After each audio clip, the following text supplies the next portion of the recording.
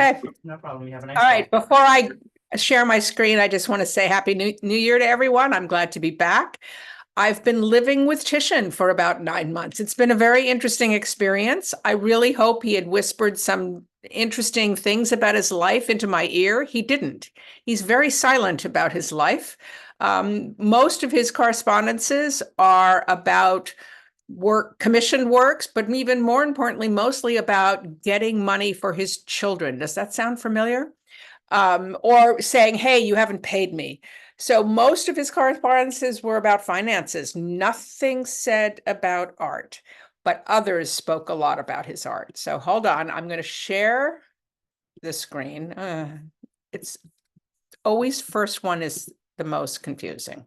Okay, share.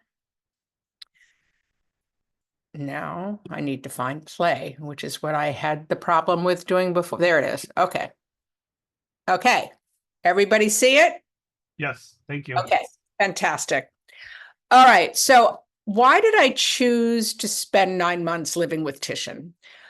Because every time I have taught more generalized classes that bring Titian in, it seems that I would fall in love with his paintings all over again and want to know more and wanted to look at more of his paintings because he was incredibly prolific and varied.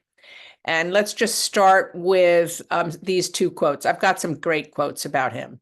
As heaven is the paradise of the soul, so God has transfused into Titian's colors the paradise of our bodies. So that was from the kind of the middle of his career, early to mid. And then Ludovico Dolce wrote, painters surpass the rest of humanity in intellect and spirit, doing as they do to imitate with their art the things which God has created, and to put the latter before us in such a way that they appear real. So he is being seen as godlike in his creation, and the ability to visualize nature is a huge theme throughout the writings about Titian. But this made me chuckle. According to the legend, St. Augustine, while meditating on the Trinity, came upon a boy scooping water with a scallop shell from the ocean in an attempt to empty the ocean. According to the eminent art historian Panofsky, any art historian who tries to speak about Titian cannot empty the ocean either. Better to leave the water alone and limit him or herself to collecting shaped pebbles, sea urchins, conchs, and starfish. So forgive me, Panoski, I'm going to try, but it is truly daunting. And I just you all have to know that up front, because Titian, the study of Titian is not straightforward. It's fascinating and truly complex. Panofsky, in his brilliant book called Problems in Titian, mostly iconographic, Titian's fame as the greatest colorist in the history of painting has led students of his art to concentrate on problems of style and authenticity rather than on the problems of content and meaning. And this really kind of plunges us into the deep end, because we have issues of style, how varied his style was, issues of authenticity or attribution, and the early years of his career, attributions are almost impossible. And you're going to see a vast variety of paintings in the first two decades of the 16th century.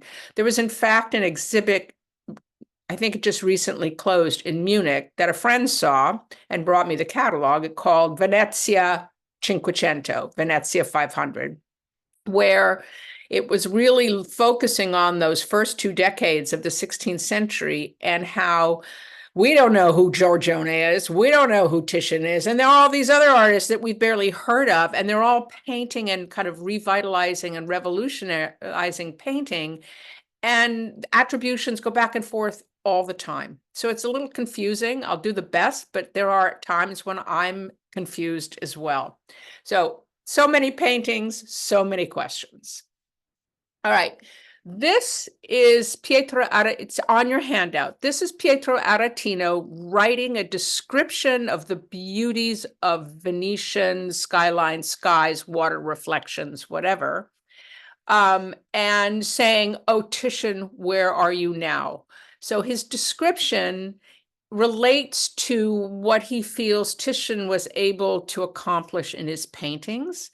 And he compares Titian's pen, pencil, or paintbrush with nature's pencil. So here, Aretino, who came to Venice and became very close friends with Titian and was really his publicist, here he is describing sunset, sparkling, atmospheric nature and saying, where are you, Titian? Because this is what you paint. So I'm not going to read the whole thing because you have it in your handout and you can go back and read it, but it's really about Titian's extraordinary ability to capture the variety, the essence, the atmosphere of nature. Now, this is actually Titian writing to the Spanish ambassador to Venice, Francisco de Vargas, somewhere in the late 1550s, and it sets us up with some of the questions we're going to deal with over the next 8 classes. Sir, remember, this is Titian speaking. Sir, I am not confident of achieving the delicacy and beauty of the brushwork of Michelangelo, Raphael, Correggio, and Parmigianino. And if I did, I would be judged with them, or else considered to be an imitator. But ambition, which is as natural in my art as in any other, urges me to choose a new path to make myself famous, much as the others acquired their own fame from the way they followed. And this brings us to the competitive nature of Titian. He was incredibly ambitious, but most importantly, I highlighted those 2 words, new path. So what is he doing differently?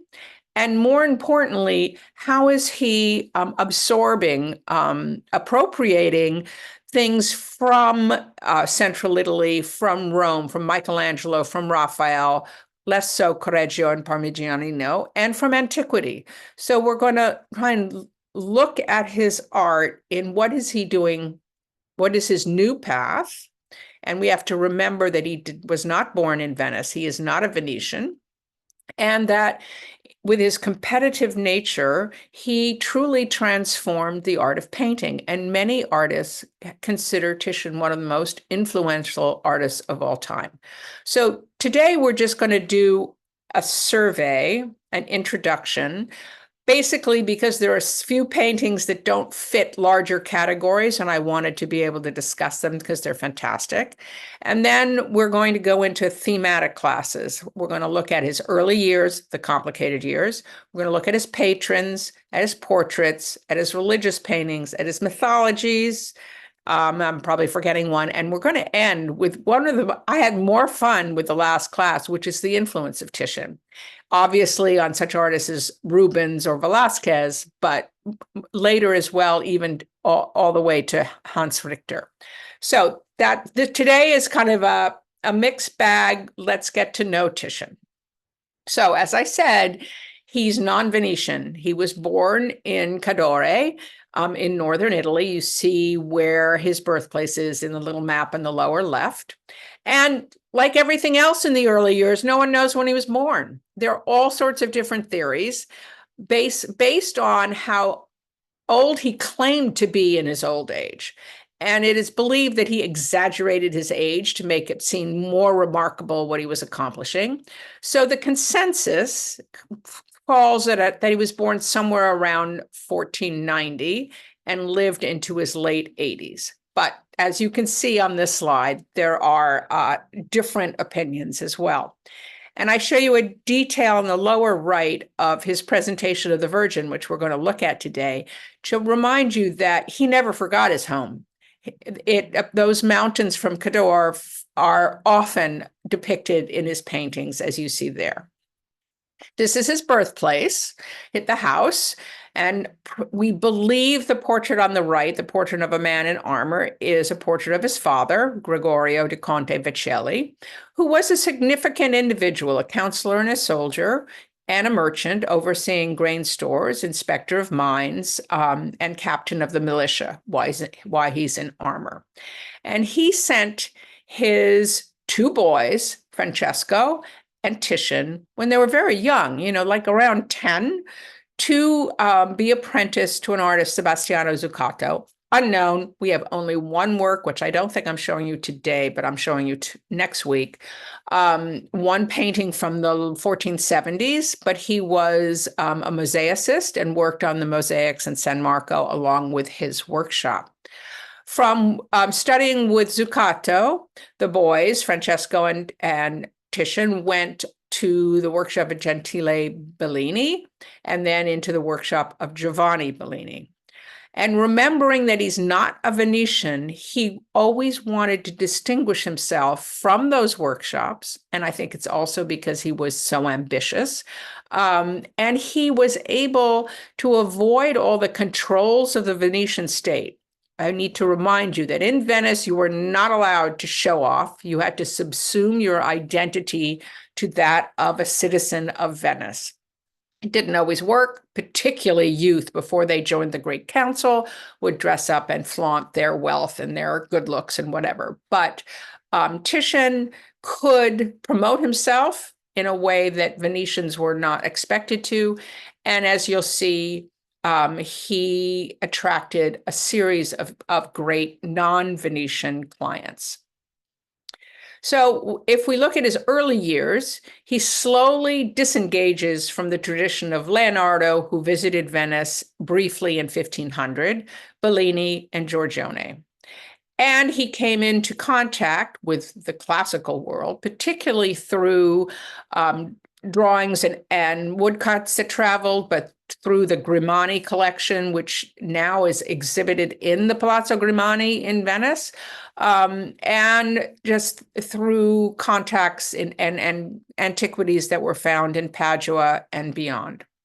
Venice, as you know, is close to Northern Europe. And so he came into contact with Northern paintings, and Dürer visited Venice in the early years of the 16th century. And because of the fame of Central Florentine and Roman art, particularly Raphael and Michelangelo, he studied them before going to Rome through cartoons and drawings and prints that traveled. And he, as you see here, he goes from his painting of Jacopo Pesaro presented to Pope Alexander VI, presented by Alexander to St. Peter, to transforming the Venetian altarpiece with his great Assumption of the Virgin of 1518. And it's hard to imagine a painter going from the rather staid, stiff painting, which we're going to look at more closely on the left, to this extraordinarily enormous, exuberant, dramatic, powerful image of the Assumption of the Virgin, which is still where it was painted for on the high altar of Santa Maria Glorioso dei Frari in Venice. And just a little survey of his patrons. I'm cutting off the head of Guidobaldo. If we go the top row, you see Alfonso d'Este, then Federico Gonzaga, then Francisco Maria della Rovere, then Guidobaldo, who my head is decapitating, and then below the great Habsburgs of Charles and Philip and the Pope Paul III, and that incredible portrait. So around the middle of his career, he starts earlier with Alfonso d'Este and then moves on to Federico, who introduced him to Charles V, and he manages to have the most powerful clients in all of Europe. And towards the end of his life, he is working almost solely for first Charles and then Philip II. And we'll look at that through our lecture on patrons, but obviously also through our lecture on portraits, because these portraits are incredible. And then he had incredible friends. Here's two of his two portraits of Pietro Aretino, who was more than a character. He was an enormous personage in Venice. He fled Rome in 1527, went to Mantua, and then came to Venice and lived in style and wrote both, published his letters because he wrote to everybody famous, wrote scathing, gossipy letters and reports, but he also wrote religious works of art as well. He mentioned Titian 225 times and addressed 43 letters, which were published to Titian. And so he and Titian flourished in Venice. They were an amazing pair of friends, and they befriended also Jacopo Sansovino, the great Venetian architect. And in the bronze sacristy doors of San Marco, created by Jacopo Sansovino, he included in the circle a portrait of Titian. So it gives you a sense of the company Titian was keeping. And even though Titian didn't write about himself, he was hanging out with the literati. And so that is really what inspired someone like Panofsky to dig and dig and dig for arcane references or iconography within his paintings. And we're going to discuss whether or not all these sophisticated interpretations are justified. It's more questionable with an artist like Giorgione. With Titian, I think he was a more straightforward painter and also responded very much to his patron and to the location of his works. Now, Vasari, being he was born in Arezzo, but considered himself a Florentine, did not even include Titian in his first edition, his 1550 edition of his Lives of the Artists. And he pretty much gave Venetian artists, including Titian, short shrift in the 1568 publication. He was biased towards Tuscan artists. He called Michelangelo Il Divino, emphasized the skill and intellectual quality of disegno, we call drawing, but it's really more of the mental concept behind a work of art. The drawing not only on the page, paper, canvas, but also that idea that precedes the drawing, versus Venetian artists, or particularly Titian, who worked directly on the canvas. So we don't have lots of drawings by Titian because he made his changes directly on the canvas. And this was disdained by Vasari, as we'll look at further. So Titian, remember, he's ambitious and competitive. Titian commissioned the printer, Giovanni Brito, to carve a woodcut, which you see on the left, showing Titian in the act of drawing. So there you see in the woodcut, he's got the chains from Charles V, and he's in the act holding an instrument, could be a brush, but probably not. It looks like a stylus or a pen, and that small rectangular object does not really look like a canvas. He didn't paint miniatures. It looks like he's in the act of drawing or writing. And a direct kind of slap in Vasari's face. And Aretino writes, "This is Titian, the wonder of the world, because he transforms nature into art, where we see in all his figures disegno and colore in flesh and bone." So Aretino is defending his friend and against the slander of Vasari's bias. Now, this is an anecdote that I find really funny and odd, but let's go through this. So this is a great big painting by a later Venetian painter, Jacopo Bassano, called The Purification of the Temple, when Christ throws out all the money changers from the entry to the Temple of Jerusalem. It's from 1580, and it's in the National Gallery in London. What I've circled is one of the merchants, one of the money changers, who resembles very closely our friend Titian. So why, right? Because Jacopo Bassano admired Titian, and there's no record anywhere of rivalry between Bassano and Titian. Now, as I said in the very beginning, Titian's avarice or love of money was well known. In a letter to Philip II from Garcia Hernandez, as an old man, he is a bit greedy. And in another letter from Garcia Hernandez to Gonzalo Perez, although he is old, if enough money is promised, he will do more than his age allows. we have to put that aside because there's all this discussion later in Titian's life of how much did Titian actually participate in the paintings when he was in his 70s and 80s. And then in 1567, Agatone, the agent to Guidobaldo della Rovere, there is no one in Venice who likes money more than Titian does. So, all right, we have Bassano including Titian as a money changer, but the story gets more complicated, and this is why I wanted to share it with you. And it shows kind of the various levels that we need to keep in mind when we're thinking about Titian. So kneeling in that not very good portrait, Don Francisco Reynoso, he hold on, let me go.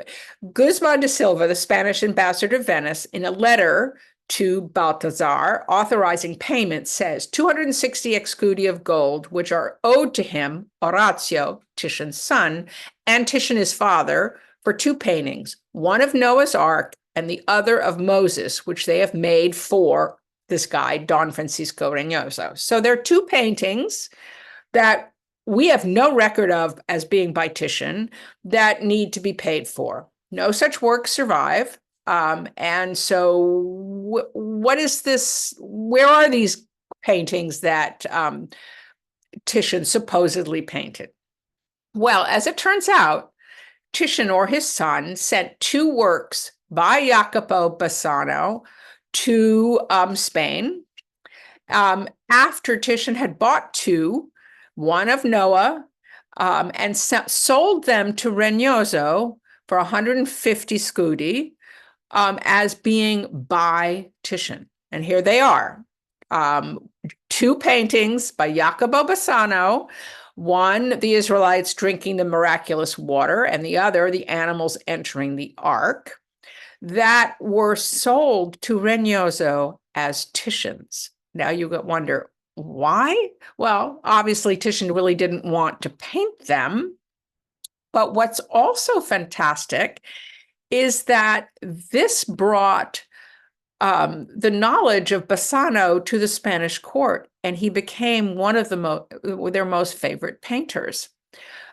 So, all right. So why would Titian do this other than to not have to paint them himself? And shortly after Titian died, Guzman de Silva accused the workshop of fraud for selling works that claimed to be Titian's, but were not.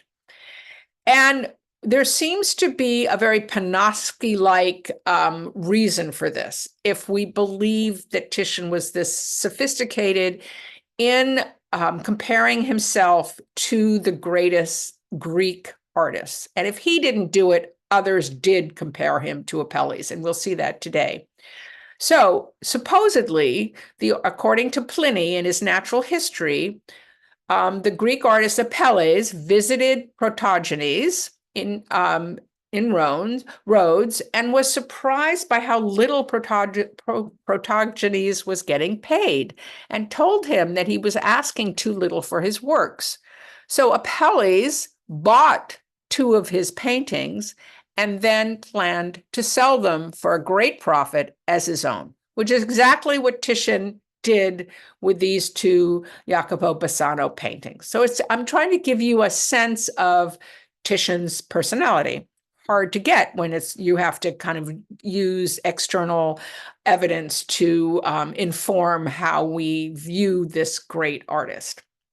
And we're going to spend lots of time with this painting in both the religious paintings and in his late works. This is his famous Pietà, which he painted for his own tomb in the Church of the Frari. And it sums up his entire career. It shows us this new path and how he achieved fame, and really sets up this paragone, which we're going to talk about a lot. Paragone is a comparison or a competition between sculpture and painting. This extols the triumph of oil painting over sculpture, over Venice over Florence, Titian over Michelangelo, art over nature, and painting over architecture and sculpture. So we're going to come back to this, I promise, but this kind of wraps up the very brief survey of what Titian was up to for 80 some odd years.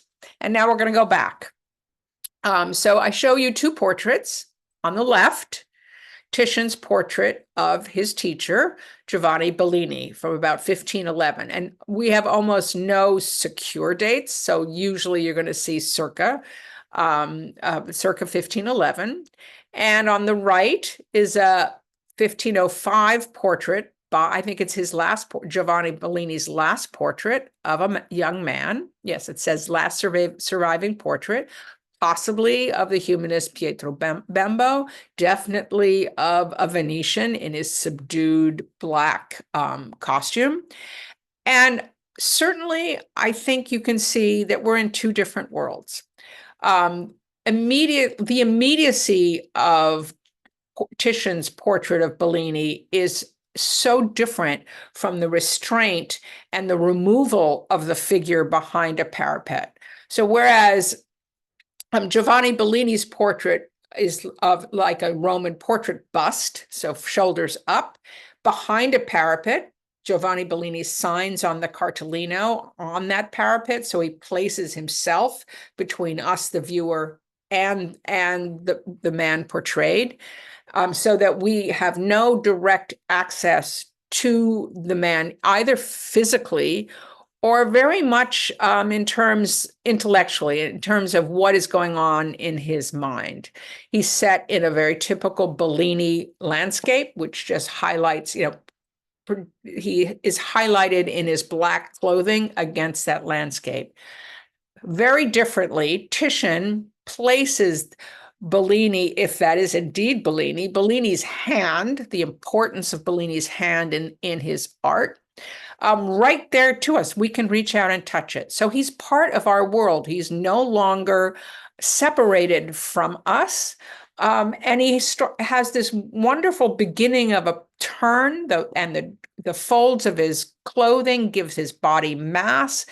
There's just, Titian is saying, hey, I've so gone beyond my teacher. Look what I can do.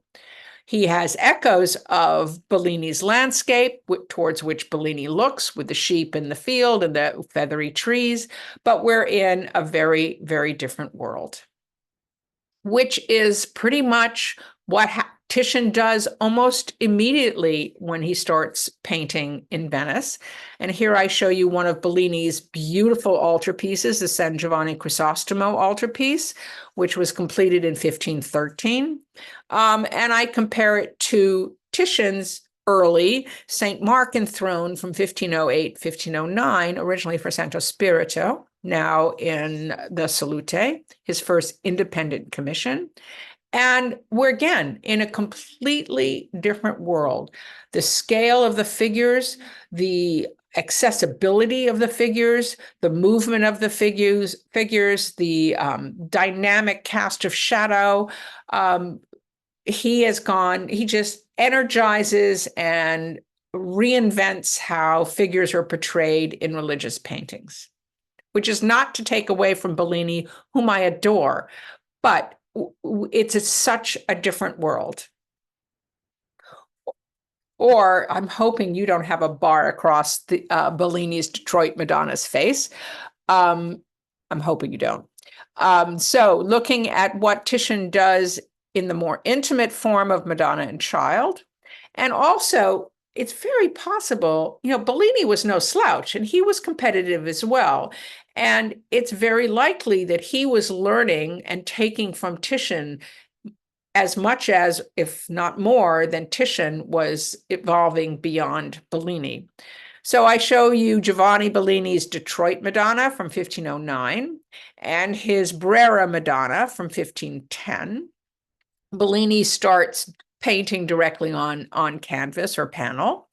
And then we look at Titian's early, it's called Gypsy Madonna. It's probably because of the fabric behind her. And he, again, makes, we can know from x-rays, all the changes as he paints and changes the composition directly on the canvas. And in those changes, he pulls farther and farther away from his teacher, Bellini. So originally, baby Jesus was looking out at us, just like you see in the Bellini Madonna and Children. And there was a greater stiffness to the modeling and pose of the Virgin. Also, notice how she's off center, which is like the Detroit. If I reverse the Detroit Madonna, you'd see a closer similarity. And there's a greater intimacy. The way that baby Jesus touches the sleeve of the Virgin's dress, and this pensive quality, which many people compare to works by Giorgione. His first he burst on the scene of Venice in 1508, 1510, with a very important commission to fresco the exterior of the Fondaco dei Tedeschi, which was the commercial and social center for German merchants, which is why Venice had such a greater knowledge of Northern art and Northern literature than the rest of Italy. There was a fire in 1505, and because of its importance, it was rebuilt very quickly in 3 years. And the exterior was painted by two artists, Giorgione, who got the important facade on the Grand Canal, and Titian got the side facing the Merceria, the main business street.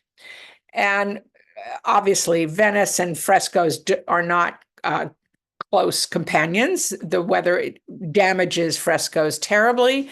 And this is what remains. On the left is Giorgione's nude. And what's typical of Giorgione, we really never know what the subject is. Possibly Venus, who was associated with Venice.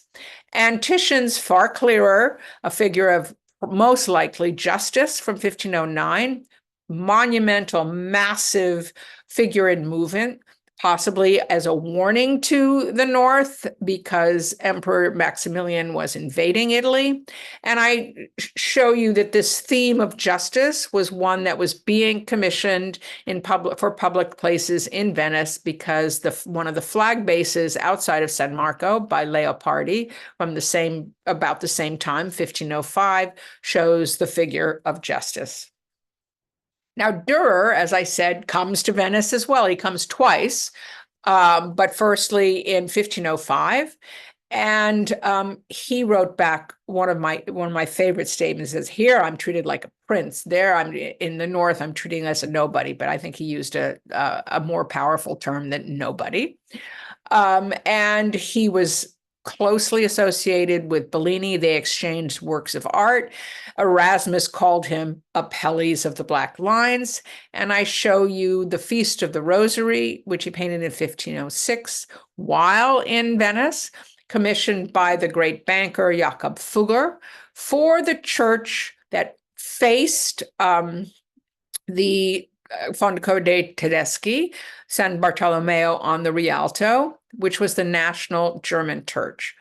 So we know that Dürer was working there and Titian was working on the Fondaco. And when you look at the brilliant colorations of Dürer, you can see the influence of Venetian art on Dürer. And I think the kind of way of organizing and the political implications of Dürer's paintings affected Titian profoundly as well. And I just drew a circle around Dürer's self-portrait in the back of his altarpiece of the Rosary. Okay, now we dive into the confusing part.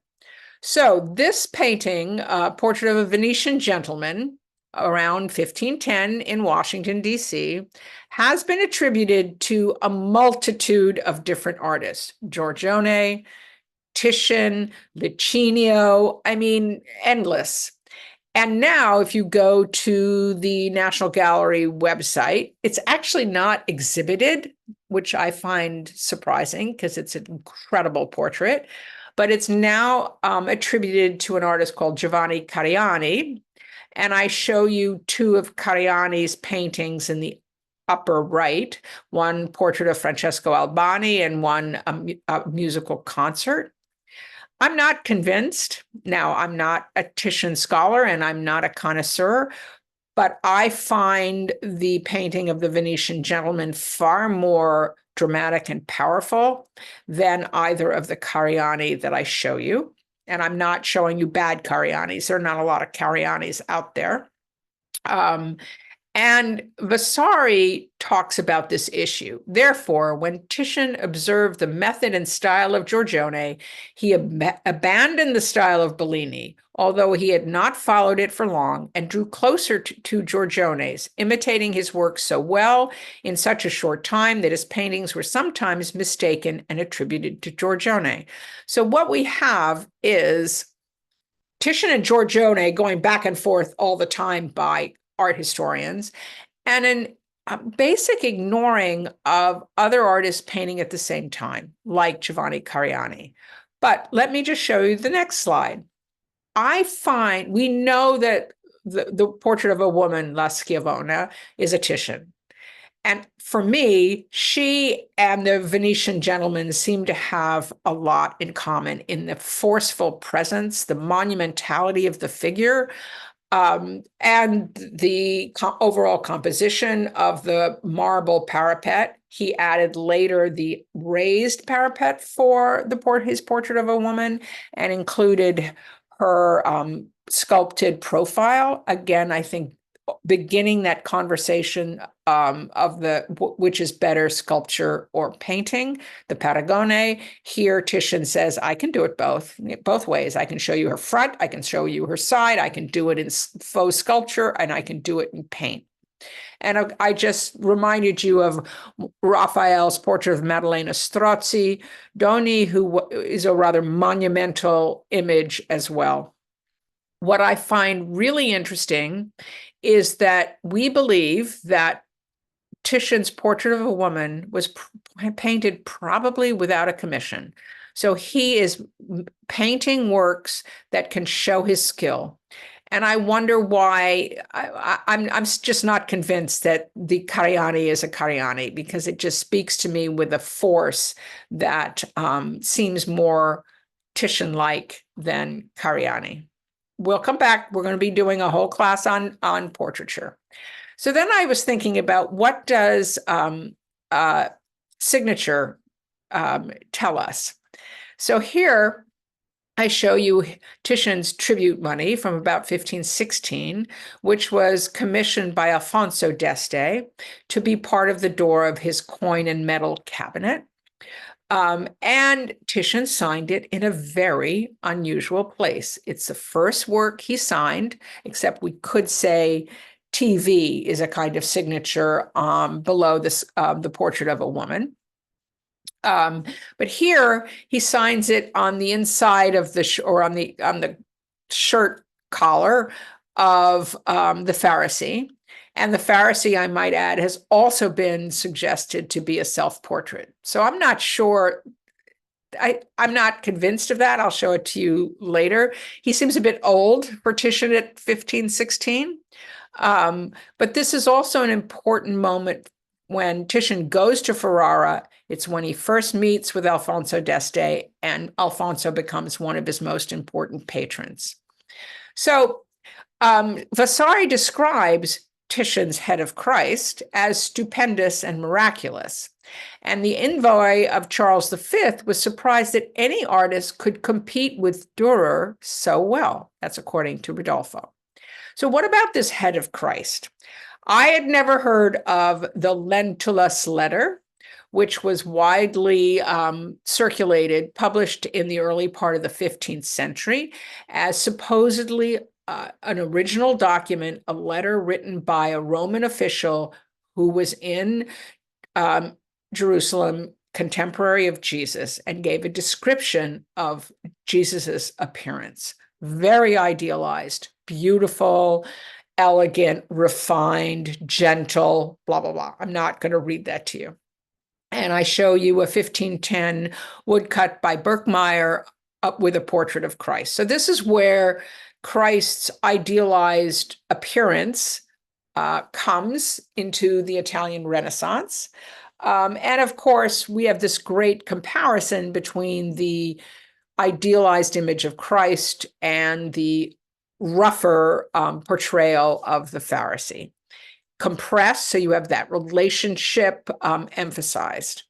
And this is the moment when Jesus points to the coin and says, pay unto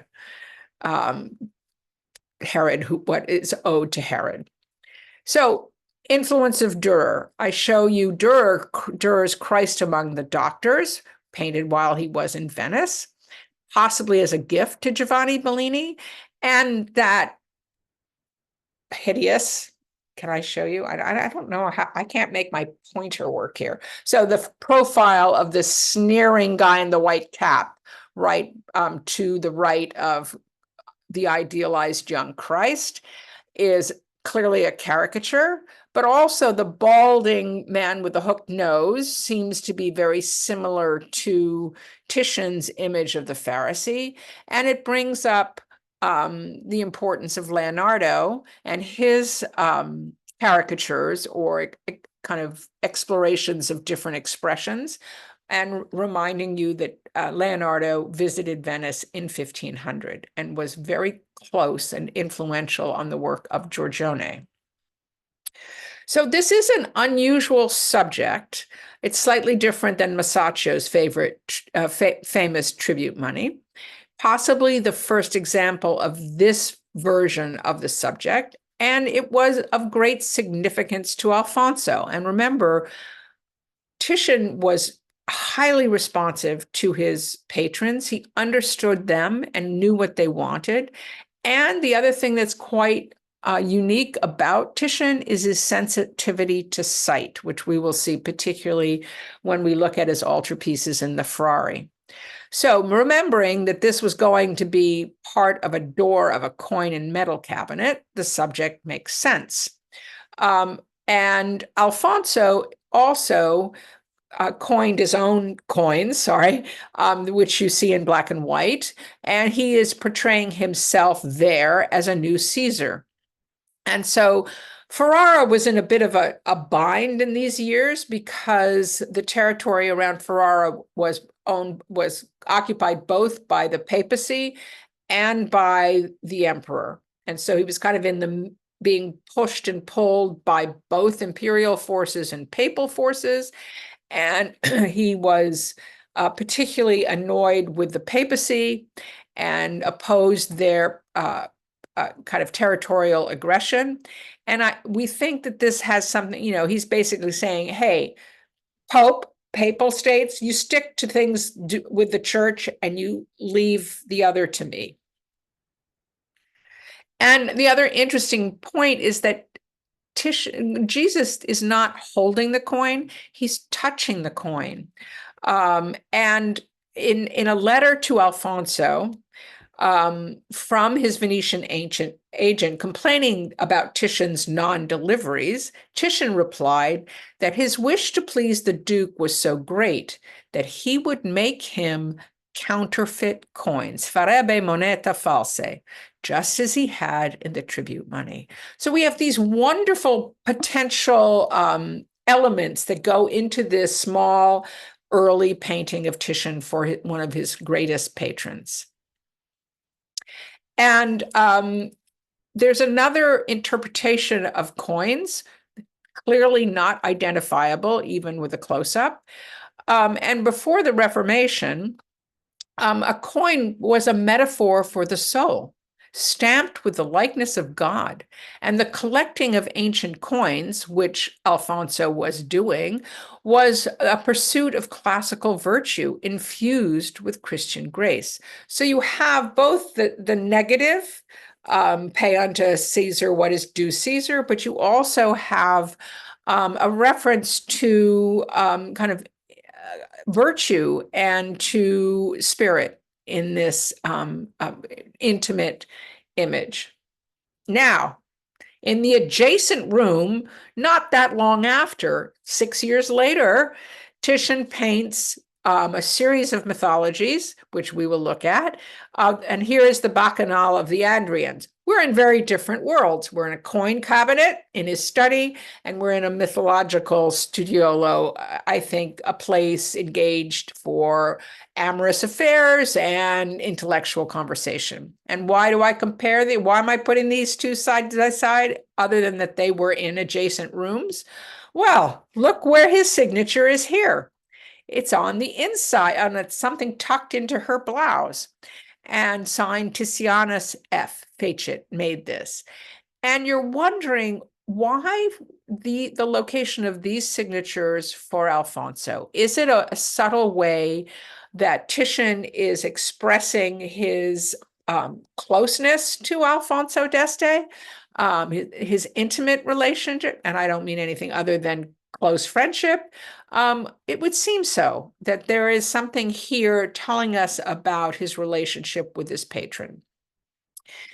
From Alfonso then introduces him to Federico Gonzaga. They were married to cousins. And why am I bringing this? And we're going to look at this portrait when we look at portraits, but look where he signs this one on the black ribbon right next to that rather prominent red codpiece.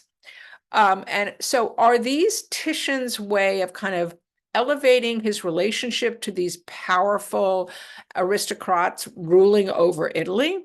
Is this his way of saying, I'm close to them, I'm with them? And the same thing happens with Titian's portrait of Laura Dianti, who was the mistress and later wife of Alfonso, not Federico, but Alfonso.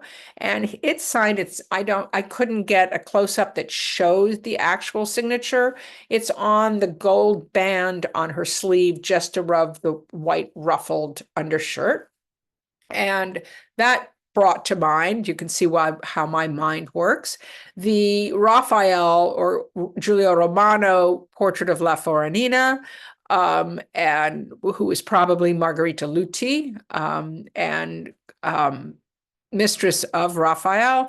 And of course, it brings to mind Raphael's Donna Volata, with that incredible sleeve and the fabric, and the African page boy, probably a slave, who is that contrast of dark to beautiful light. And of course, in the Fornarina, Raphael's name on her upper bracelet. So Titian clearly knowledgeable about Central Italian works. And here a final signature is on the inside of John the Baptist. Again, that intimacy, which you feel in this painting as well. And as I look at this gentleman, he looks remarkably like the Pharisee. So is Titian painting himself elder constantly? Probably not, maybe just unconsciously. But again, that intimacy, which I think Titian was probably inspired by Raphael's Madonnas, where he created these incredibly intimate, warm, loving relationships. 3 more minutes, and then I'll give you a break. I'm hoping to get to Padua before I let you go on a break. So we talked about how Titian was related to or compared to Apelles. And there's a famous anecdote about his relationship with Charles V, that while he was painting, he dropped his brush and Charles picked it up and handed it to him. Probably not accurate, but yes, he was quite close as a servant could be to Charles V. And Apelles was, of course, very close to Alexander the Great, who gave Apelles his bride Campaste. And on the upper coin is that of Giovanni Bellini, who was also compared to Apelles. So you see how these artists are elevating their stature by comparing themselves to the greatest artists of the past. And when we talk about signatures, for me, one of the most famous signature is Michelangelo's on his Pietà, which supposedly he went back in to carve on, across her heart, across her breast, and with the imperfect form of the verb. So it's not Michelangelo made this. It's Michelangelo was making this, and the T on Facciabat is not sculpted. So Michelangelo emphasizing his presence, the act of creating this image, which seems to have influenced and been known to both Bellini and Titian. From the beginning, throughout his life, Titian carried on a visual dialogue with the work of Michelangelo. And I'm going to do this a little quickly because we're going to come back to these works later in the class. But let me show you Profane in Titian's Sacred and Profane Love. And here is Michelangelo's Prophet Joel. If you flip him, which would have been the case in printed versions that were circulated, we have a remarkably similar pose. And I find it fascinating to look at the competitive nature of this Venetian artist and this Roman artist. And here looking at sacred and various and Roman sarcophagi and Michelangelo ignudi, again, I think we see Titian absorbing and making his own these works of great artists of the past and present. And in terms of Facciabat, there is Titian imitating both Bellini, who has Facciabat and the little cartellino, Michelangelo's Facciabat, and in Titian's Averoldi altarpiece on the column on which Michelangelesque Saint Sebastian puts his foot, there you have Titian imitating the Facciabat of Michelangelo's Pietà. And just showing you, again, we're going to come back to this when we look at religious works, how incredibly Michelangelesque Titian's Saint Sebastian is. Here, other examples of Michelangelo drawings and Michelangelo's Haman. And I think when I look at the great Rising Christ, I think of Raphael's Transfiguration and the light, the sunlight, the nighttime brilliance is like Raphael's Liberation of Peter. And then we have Giorgione in there too. We have Giorgione's self-portrait as David, his man in armor with the squire, and there you see Saints Nazarius and Celsus with the donor, and you see that in this work, Titian is basically absorbing all that comes before him. I think we're going to stop now, and I may skip some of this because I know I'll get to it later. So let's take a break. I'll answer any questions. And so I have to stop sharing. Hold on. I think I can do that by that. Okay. So 5-minute break. Herbert, are you there? And I'm here. Okay. On the top, can you click stop sharing? Stop share. There you go. Okay. Yeah, I got a couple of questions. Do you want to answer them now? Do you want to wait till after the break? No, I'm happy to answer them now. Okay. There is I think I can see them. I'm going to the top. Yeah, Okay. there's two of them. One from Gretchen and one from Linda.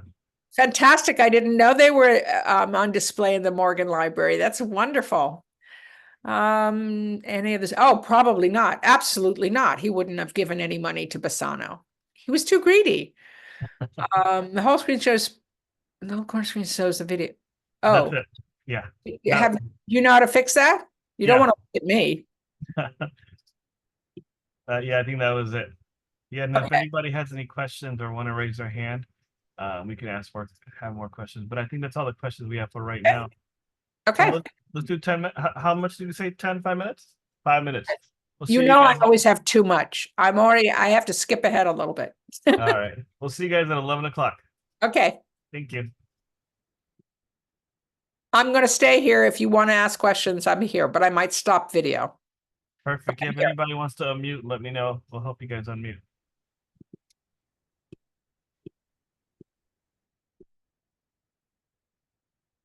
Oh, I don't.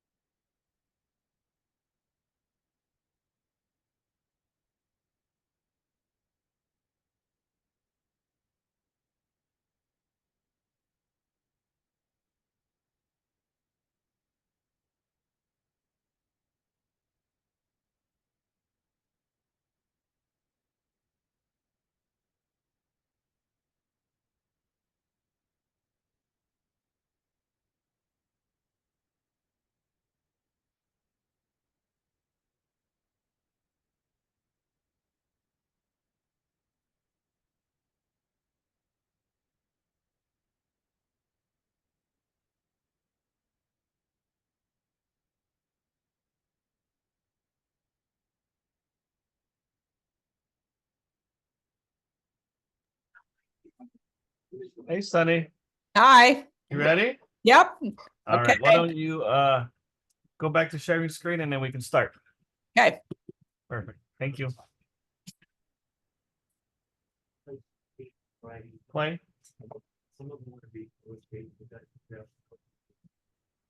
There. Yep. There we go. Okay. I moved this bar down. So hold on. I think I have to move that again.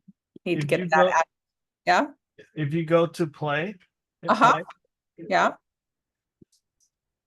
and then at the top, next to where it says hide where it says stop, there's a little bar to the right where it says view options.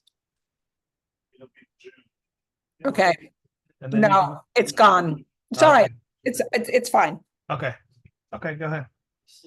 Okay, hi, everyone. Actually, I almost got to where I was hoping to get to here. So we're going to go again back to when Titian worked in Padua, I think 1510. And many people don't know that they can see some incredible Titians in Padua, right next to the Church of the Santo. There's a black arrow pointing towards a little white building, which is the Scuola del Santo on the left, which was the headquarters of the Confraternity of St. Anthony, built in 1427 and then expanded in 1504. Titian was recommended by Jacopo Pesaro. So when I showed you the screen with the rather stiff image of Pesaro being presented to St. Peter and the Assumption of the Virgin on the right, that's the same guy, Jacopo Pesaro, who was devoted to St. Francis. Padua has the second oldest university, and the first woman PhD. And Pietro and Bernardo Bembo owned a house in Padua. Alvise Cornaro, a very important patron of Palladio, owned a house and loggia near the Santo in Padua, and in fact hired Titian to fresco the exterior. Those frescoes have disappeared as well. So Padua is a very important intellectual, philosophical center. And choosing Titian to add to the paintings in the confraternity was a sign of Paduan loyalty to Venice, which was very important since Padua had come under suspicion because some of the patricians, aristocrats of Padua, had declared Padua an independent republic under the protection of Emperor Maximilian in 1509. And this was during these wretched years of the War of the League of Cambrai, in which everybody in Europe was ganged up on Venice. And these Paduan aristocrats felt that the odds were better to put their lot in with the emperor rather than with Venice. But then Venetian forces, led by, can't wait to show you Titian's portrait of Andrea Gritti. Venice recaptured Padua and processed with great celebration into the Padua, led by the then Doge Leonardo Loredan. So hiring Titian represented Padua's allyship with Venice. No, it's not moving. Oh, there it is. Okay. So is that what I want? Yes. Okay. So we go inside to this little scuola. Downstairs is a room which was decorated and where women members were allowed to enter. Upstairs was the more important room, and it was painted by a series of artists, some of whom I've listed here: Bartolomeo Montagna, Girolamo del Santo, two by Titian there, and another by an artist by the name of Corona. Frescoes from the life of St. Anthony of Padua, Titian painted in 1511. So let's see what was there before. So painting at the same time, basically the same time as Titian, these two works by Antonio Corona, an artist truly I'd never heard of. And you can see that they're pretty unimpressive, following more or less in the footsteps of Mantegna, so rather archaic in appearance. Figures kind of lined up, not much narrative drama. And then they hired Titian, who brought a very different style. And here are his three works. His brother Francesco also painted here, but I don't have any images of those. This is his first independent commission after the death of Giorgione in 1510. and the departure of Sebastiano del Piombo to Rome in 1511, I think. So basically, fate was playing into Titian's hand because Giorgione, really one of the biggest artists of Venice in the first decade of the 16th century, and Sebastiano were gone and leaving Titian kind of as the big cheese in Venice. So that's always important to remember. So it wasn't an option to commission Giorgione or Sebastiano. And here is Titian. He's painted in fresco on the facade of the Fonico dei Tedeschi, and he's now hired to paint these scenes for the Scuola del Santo. The miracle of the jealous husband, the miracle of the newborn, and the miracle of the healed foot. And we'll look at these a little more closely. So just to remind you of the tradition of confraternity paintings, here is Gentile Bellini's procession in St. Mark's Square. And I bet you would be hard pressed to find the miracle.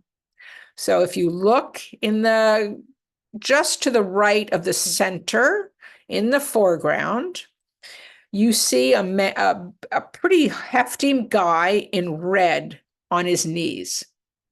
He is falling on his knees before the relic of St. John the Evangelist, which cured his son in Brescia. Well, there it is. And it's really a scene of Venice and what goes on for celebrations in Venice. You can't really focus on the drama taking place at this moment. That's typical of Venetian 15th century scuola paintings. Now, remembering that Titian is a sponge. He absorbs what's around him, and he's very sensitive to patron and sight. So one of the most famous places in Padua, besides the university, is Giotto's Arena Chapel. And here I show you Giotto's Marriage of the Virgin from 1305, 1306. It's really it's a gem. It's one of my most favorite places to visit. And what you see is these monumental figures lined up close to the picture plane, set in three-dimensional space, and an emphasis on the emotion, the drama of the narrative. And when we compare Giotto's 13th century, 14th century fresco to Titian's, we see remarkable similarities, even right down to some coloration, that you have kind of an architectural setting with the sky or landscape behind, and these massive figures lined up as if on a stage close to us. So you have references to sacred drama, and I think Titian is definitely referring to the most famous painter of Padua, Giotto. He's also making reference to a contemporary artist, Tullio Lombardo and Antonio Lombardo, who sculpted the incredible chapel of St. Anthony in the Santo next door. And there too, very classicizing in style, are these figures posed on a stage-like setting, dramatic movement, dramatic action, classicizing heads. Again, very much what Titian is doing next door at the Santo. And he includes this figure of Trajan, which seems to come straight off of a relief that is now in Ravenna. It was probably in Ravenna then, because you can't deny that he clearly had gone to Ravenna and drawn that sarcophagus. And this classicizing interest in the works of ancient Rome relate back to the Lombardo brothers, and where they are working next door in the Santo. It also is a reference to justice, and you have Roman justice, and you have the justice of St. Francis as well. And there's something interesting about the turn of the head of the statue of Trajan and the turn of the head of St. Francis, who is justifying. So the woman is accused of adultery, and the husband in black is saying she's adulterous. I refuse to whatever, and the baby starts to talk and says, "This is my mother, and this you are the father." So Titian captures that moment, but in with figures that echo Giotto and Roman antiquity. And I show you two more reliefs by Tullio Lombardo, and again, and Titian's The Miracle of the Reattached Leg, Reattached Foot. And you have, the layout of the scuola echoes the layout of the chapel, with architectural pilasters or columns dividing these scenes and these figures that are monumental and very close to the picture plane. Now, this is the most innovative, the most shocking, and the most powerful. Here is the miracle of the jealous husband. Well, the miracle is not the jealous husband stabbing his wife. That's unfortunate. And that's what Titian places in the foreground. And look, he's already stabbed her once, and he's going in for a second shot, I think. The miracle is actually not specifically represented, but the husband is contrite, apologizes to St. Francis, and St. Francis raises from the dead the woman, or heals the woman. And what I find so powerful about this is that everything emphasizes the violence of the scene, the violent action. You have a stormy sky, you have trees blowing off a rugged cliff, and you have this strong diagonal taking you back to the husband kneeling before St. Francis. But really your eye is drawn to the savagery of the foreground, where the figures are dressed in contemporary garb. And again, we're seeing Titian learning from the greatest masters. For many, many years, this was not recognized, but if you reverse, as I've done in the black and white, if you reverse Michelangelo's temptation of Adam and Eve from the Sistine ceiling, you have a remarkably similar composition with the position of the woman, but dramatized in a way. Michelangelo's are without emotion, whereas you have a flood of emotions in Titian's fresco. And he may have come into contact with Michelangelo through Sebastiano del Piombo, who went to Rome with Agostino Chigi in 1511. And the monumentality of the figure, I remind you of Titian's justice figure from the Fondaco dei Tedeschi. So it's fascinating to watch an artist engage and learn from and absorb the work of other artists. And I think because of Titian's competitive nature, he was determined to show that even at his young age, he could do Michelangelo better than Michelangelo. And master the medium of fresco, for which Michelangelo became renowned, and which turns out to be a medium not used in Venice. And then a scholar pointed out something else I think is very interesting, and I can't wait to go back to Padua to look at this more closely. But supposedly that raised arm of the wife being attacked is raised in plaster. So it's made three-dimensional by the building up of Intonico. And so that Titian is becoming a sculptor as well as a painter, and challenging Michelangelo in both in the medium of fresco and also in that paragone of paint is better or superior to sculpture. So an interesting concept, and we don't see this repeating. I mean, this is an intense scene that doesn't become this style of kind of brutality does not become particularly popular in Venice or in this period of time in the first 2 decades of the 16th century, which were much more pastoral and gentle in art, not in actual history, which was a brutal time for Venetians in the battles of the League of Cambrai. So here are the three, which I think are incredibly powerful images and hard to imagine painted by a young artist. Very dramatic, very theatrical. You have to believe that Titian was familiar with sacred drama, but also with, as we said, the work of such artists as Giotto and Michelangelo. And of course, Michelangelo studied Giotto as well. He returns to Venice from Padua via Vicenza and experiences a rapid rise to fame, again, because he's the big cheese. Bellini is very old, dies in 1515.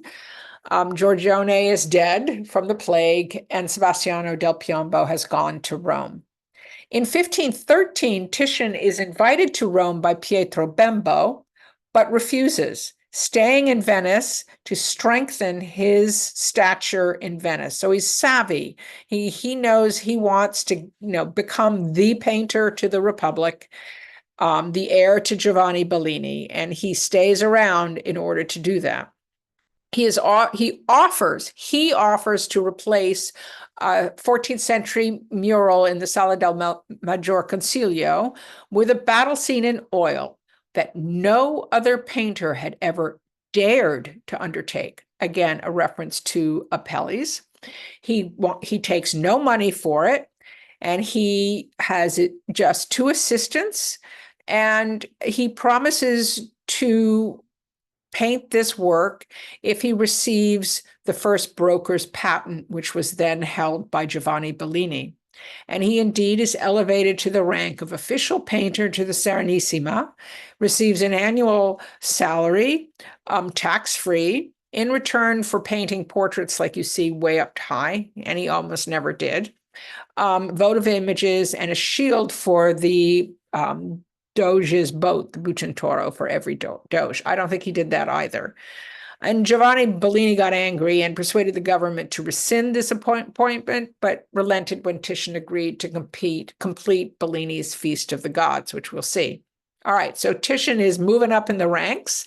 I'm not going to read this to you, but in orange, this is his letter to the Venetian government and describing himself. It's also in your handout.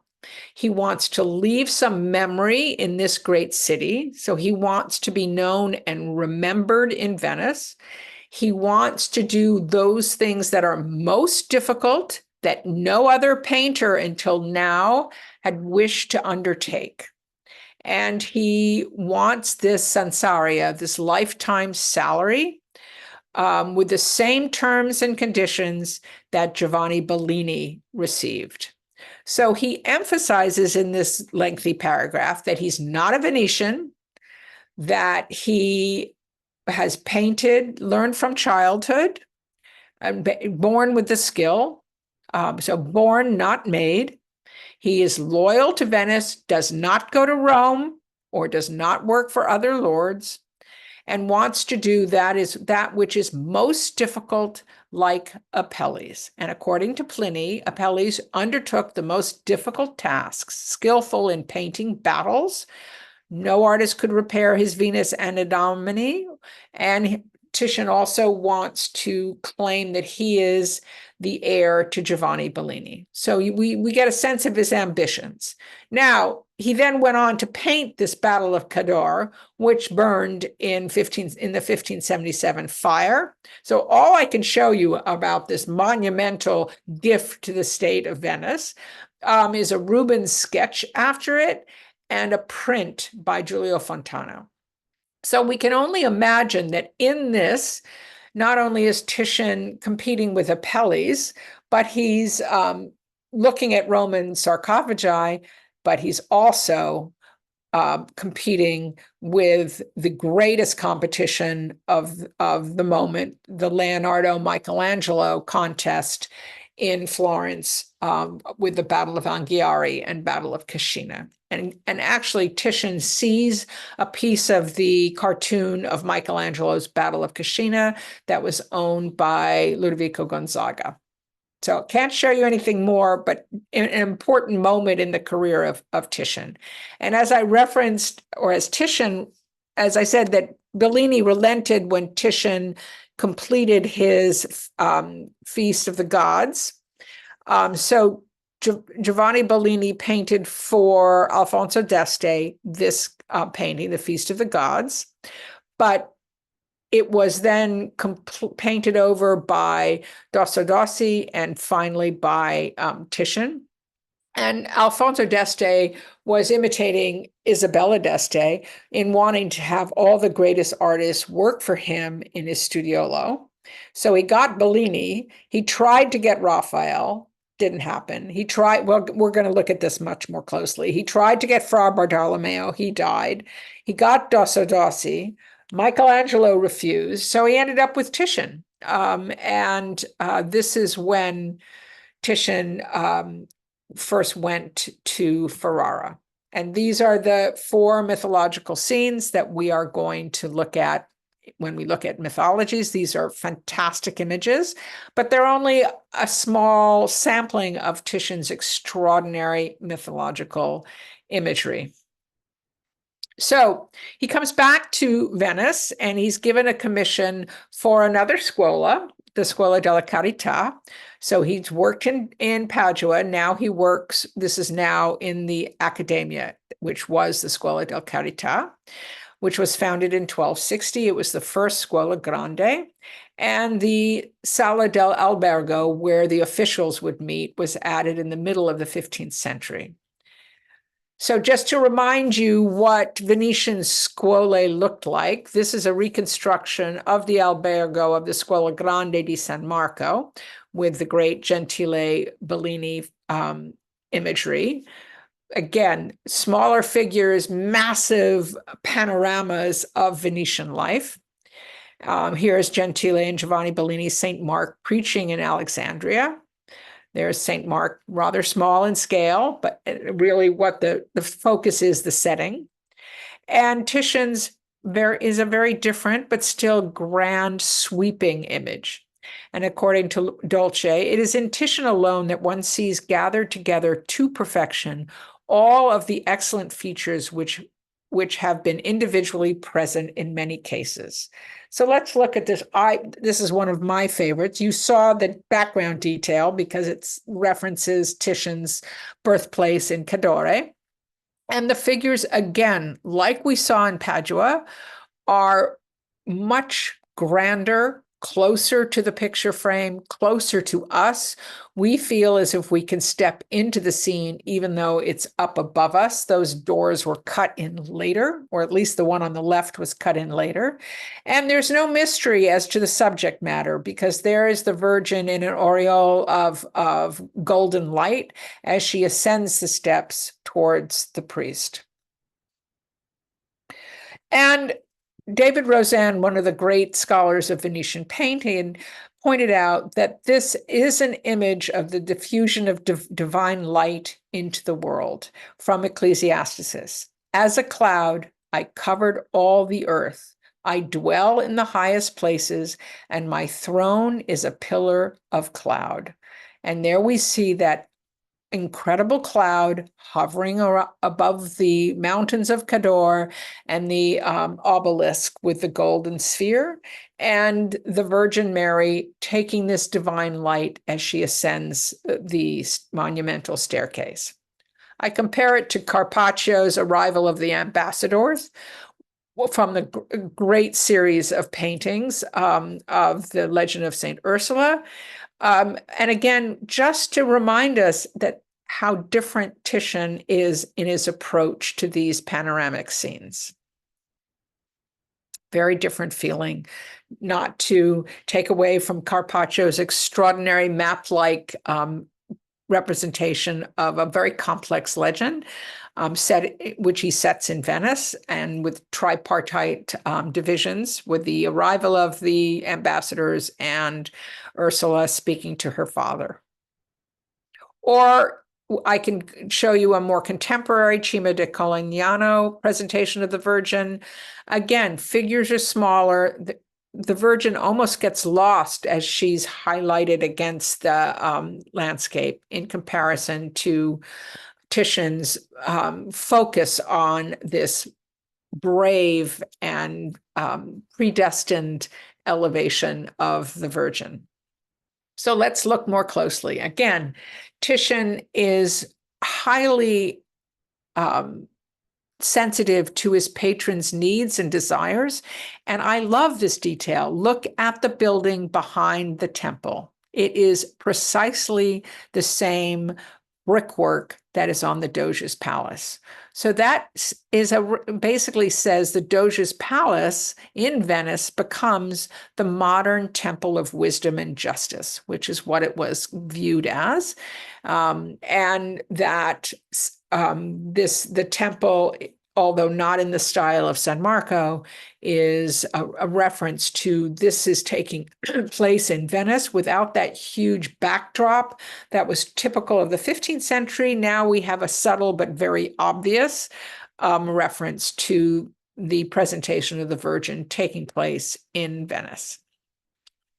And this reference to divine light, the earlier ceiling has a figure of God in the center, of Christ Pantocrator with an open book, which says, I am the light of the world. So Titian is responding to the pre-existing carved ceiling and making an image of divine light. And we have figures that relate to the setting as well. You have the woman holding the child is clearly a figure referencing charity, which was, of course, the function of the confraternity. We have, I'm going to show you a better detail that's less blurry, clear portraits of the members of the Scuola, probably the Guardano Grande in red. Very subtle, and you could miss easily the parents, Anna and Joachim. They turn away. Elizabeth in gold watches the ascent of her cousin, the Virgin. And in the very foreground, really as if almost sitting in our space, we have, again, a Roman torso on the right, but this old woman. And according to, David Roseanne just said, the old egg seller in front of the stairs has inspired more comment than any other single figure in the composition. Not in the history of art, but in the composition. So who is she? Various interpretations. An option that is not considered by art historians is that she's just an egg seller, and she's just, kind of a figure that relates it to the present day. Panofsky claimed she was the personification of Judaism. David Roseanne said she was the personification of the synagogue. And a more recent blogger suggested that she was Anna the prophetess, who is included in the gospel account of the presentation of Jesus in the temple. And Roseanne described the traditional description of synagogue. Remember, he says the egg seller is synagogue. An old woman dressed in tattered black garments. In her right hand, she holds inverted the tablets of the law. In her left is the broken Roman vexillum, a red banner emblazoned with the gold letters SPQR. Well, according to the blogger, the figure that resembles that description stands behind the high priest. So I'm going to leave that to you. I'm not sure she has to be anything other than an egg seller, although going back to Giotto, and remember, Titian was looking at Giotto. Here is the meeting at the Golden Gate of Joachim and Anna, and that figure in black who turns away from the kiss between Joachim and Anna when Anna tells Joachim that she has conceived miraculously. That is believed by most scholars to be a personification of the synagogue. So it's entirely possible, but I don't think essential. But I think the link to Giotto is an important one. And here a better image of the portraits of the obelisk and of the mountains of Cador. And here they are. I mean, these are absolute individuals. And you can just imagine the pride of the leaders of the Scuola having themselves represented so magnificently by Titian in this great scene. But John Ruskin didn't like this painting. To me, simply the most stupid and uninteresting picture ever painted by Titian. The color of the landscape is as false as a piece of common blue tapestry, and the celebrated old woman with the basket of eggs is as dismally ugly and vulgar a filling of a space corner as was ever daubed on a side scene in a hurry at Drury Lane. Wow. I don't agree with John Ruskin, but perhaps the Scuola officials did, because at their annual meeting on March 6th in 1538, they decided to commission the next picture from Pordenone, an Assumption of the Virgin. But Pordenone suggested instead a Marriage of the Virgin, and then he died before he painted it. So Pordenone, we're going to come into competition between Titian and Pordenone when we look at Titian's altarpieces, because the Murder of St. Peter Martyr was originally commissioned to Pordenone. So did Titian not please the Scuola? If I were one of those guys, I would have thought my portrait was pretty wonderful. And this gives you a sense of the scale, because here are contemporary tourists sitting below it. So you can see that the figures are close to life size. Okay, moving on to the 1540s, when Titian becomes more, he goes to Rome, he becomes more influenced by Michelangelo, and his style becomes more dramatic and more emotional. And I show you the allocution of Alfonso Davalos in the Prado on the left, and the slaying of Abel for Santo Spirito in Isola. Clearly Michelangelesque in force and power. Titian's Ecce Homo from 1543 is an amazing painting. I think references his work of the Presentation of the Virgin in part, commissioned by Giovanni Danna, a rich Flemish merchant, for his palazzo in San Benedetto in Venice. Inspired by Aretino's writing called The Humanity of Christ. So we always think of Aretino as kind of a dissolute, nasty, gossipy.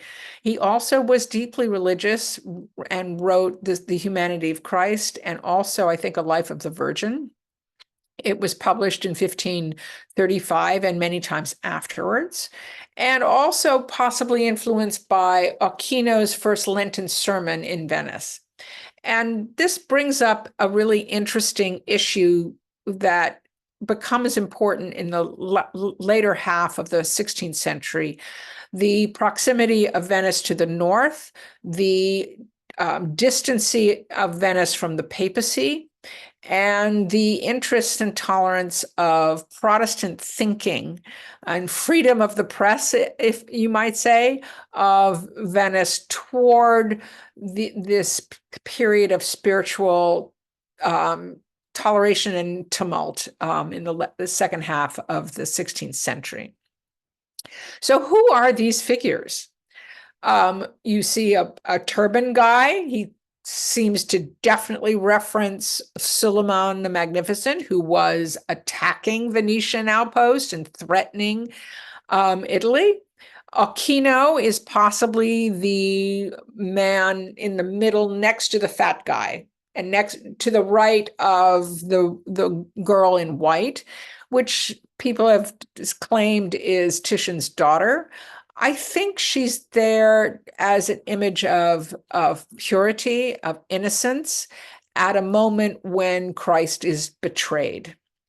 Caiaphas, the guy in red and ermine, is dressed in contemporary Jewish clothing and embellished with ermine shawls. So again, kind of putting an emphasis on the betrayal of Christ.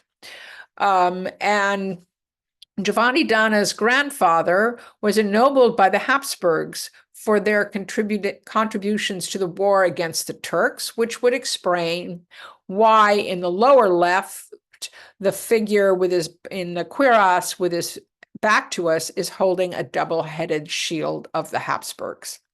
And it is signed on that curling document in the center as Titianus Equus F, Titian, Caesar's knight, meaning he had also been ennobled by Charles V, made this facet. So these two figures, probably Davalos and Suleiman, extraordinary. And I don't remember the artist who painted the portrait of Suleiman. In 1539, Charles sent Davalos to Venice to persuade the Doge to continue fighting the Turks, who were threatening to invade Italy. And Titian thus represents Alfonso Davalos, who wasn't really the ideal Christian soldier, but here he is represented as ideal in contrast to this rather swarthy image of Suleiman. And there in the figure in blue seems to be a portrait of Aretino, which would make sense if Titian's image is influenced by Aretino's book. And Aretino had fled Rome, and clearly this is a Roman style of architecture. And if we compare the two, you can see that it's become far more dramatic and energized than the calmer presentation of the Virgin, but you can see that Titian is evolving his grandiose panoramic images, which build on the tradition of 15th century Venice. Then in the 1550s, we have some of the greatest paintings for Philip II. And he really became almost solely Philip II's artist. And these two images of Diana Action and Diana and Callisto, which are in Edinburgh, shared by Edinburgh and London, are some of the most luscious, evocative, sensual, if not erotic images ever painted. And we will see them multiple times, both in the mythological class and the class of the influence of Titian on later artists, because you can imagine that these appealed greatly to Rubens. So he also painted this, I had no other place for this, so this incredibly complicated, I'm not sure totally successful image for Charles V called La Gloria, or sometimes called the Trinity, or even the Last Judgment, from 1550 to 54, commissioned by Charles when he was in Augsburg, and Titian went and spent much time with Charles in Augsburg. And we think that Charles had a lot to do with the composition, derived from St. Augustine's Holy City, the City of God. And this was so beloved by Charles V that he took it with him when he abdicated to Philip and took up a residence in the monastery of Ust, where he retired from official life. And it is said that he was gazing upon this painting when he died. So what do we see here? We see the Trinity above, God in two forms, Jesus and God, and the Holy Spirit in the center with rays of light going, infusing the scene below. And if we look at these very energized muscular figures that rise up from the lower part of the frame, we do think very much of Michelangelo's Last Judgment. So who are these figures? So St. John the Evangelist is seated on his eagle to the far left, with his elbow projecting out towards us, holding in his right hand a scroll on which Titian signed his name. Other Old Testament figures on that left side are Adam and Eve, Noah. Noah is holding the ark with the dove and the olive branch in the very center of the composition. Moses is holding the tablets of law. David is the figure holding a harp, very muscular arm, blue cloak in the lower right. Ezekiel, and then this woman in green has been identified as the Eritrean Sybil or Mary Magdalene, which makes sense with all the jewels, possibly, or a personification of the Catholic Church. Not sure that's as convincing to me.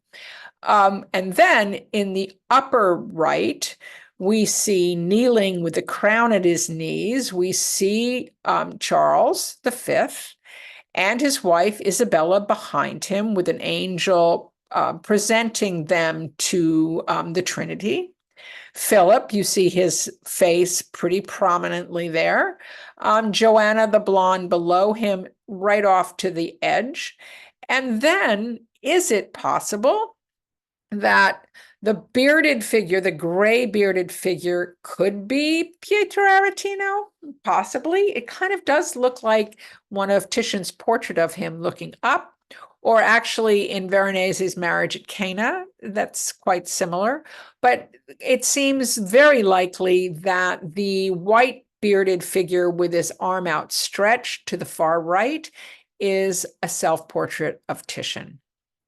And so again, Titian emphasizing his close relationship to his imperial patron.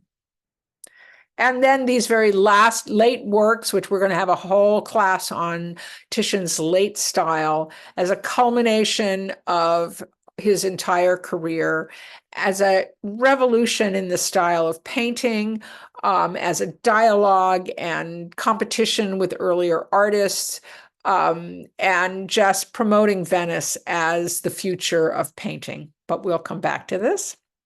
And I just, again, I love looking at Titian in comparison to Michelangelo and in comparison to the antique. And all of these elements are found in his last work of the Pietà. But we'll look at that when we look at both his last style and in his religious paintings. And just to kind of summarize the images we have of Titian, I should have brought the Gloria profile, but possibly as the Pharisee and the tribute money. I'm going to leave that to you. I still feel he looks a bit old for 1516. We have two great self-portraits, the 1540s one in Berlin, and we will look at those when we look at portraiture, but look at the power of his hand. And he's not holding an instrument of his craft. He is there as a statesman, as wealthy, as prominent as a diplomat. And then the 1560s self-portrait in Madrid, very much if I go back to his self-portrait in La Gloria from the 50s.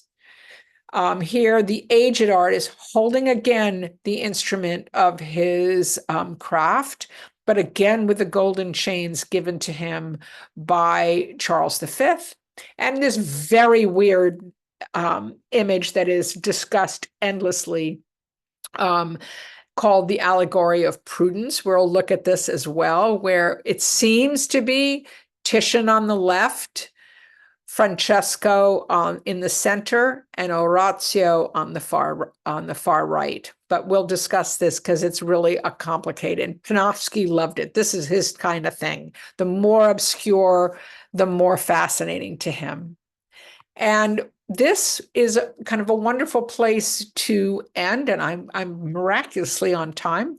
So we have the two autograph self-portraits, oil self-portraits, the one in Berlin and the one in the Prado, and then in a private collection. And this was published by David Rosand, who is sadly no longer with us, but was a professor of art history at Columbia.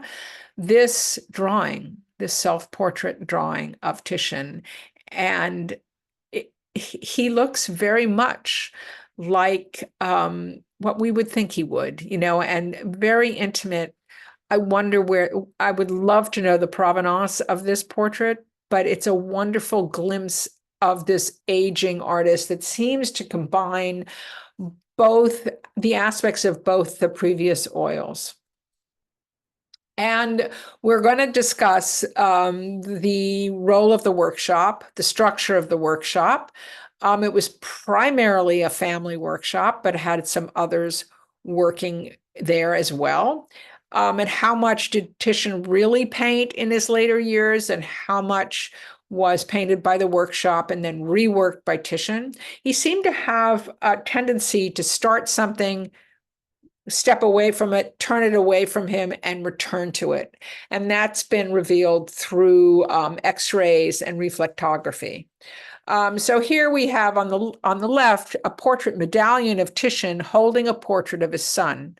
Now, I didn't mention that in the Pietà, there is a small votive picture of Titian and his son there as well. So Titian clearly stating his heir and turning over the control and the running of the workshop to his son Orazio, who seems possibly to, well, I'm not sure who. It looks like Orazio is the central figure in the allegory of prudence.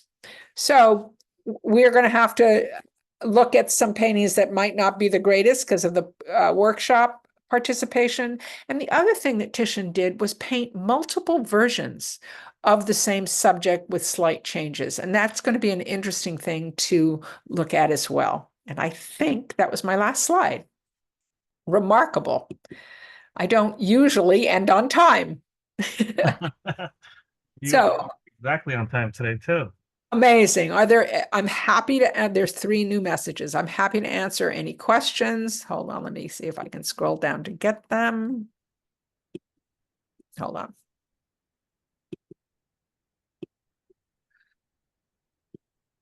Right, exactly. So that does not look like a 21-year-old, right? That's my feeling too.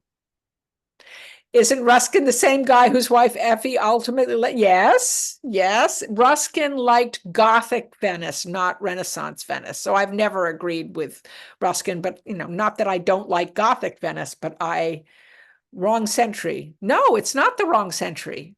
What's the wrong century? I don't know. John Ruskin was married to Effie. Yeah. That's the same. Is that what we're talking about? There was a movie. I don't know who. So Maxine, are you there? I see your name, Maxine. Yeah. Are there any other questions? No, I think that's it, Professor. Okay. Next week we do the rise of Titian, and then you'll see the one Zuccato painting that has been discovered and cleaned. It's complicated. You're going to see a lot of varying styles. And maybe this guy said, as he said, he was born an artist and he could do anything. You start to believe that when you look at the rapid rise of him. We're not going to look again at Padua. Those are some of they're fantastic frescoes and give us a sense of his skill at a very young age. But we'll see what we think. All right. Perfect. Thanks, Everyone. everybody. Bye. See you next week. Bye-bye. Bye.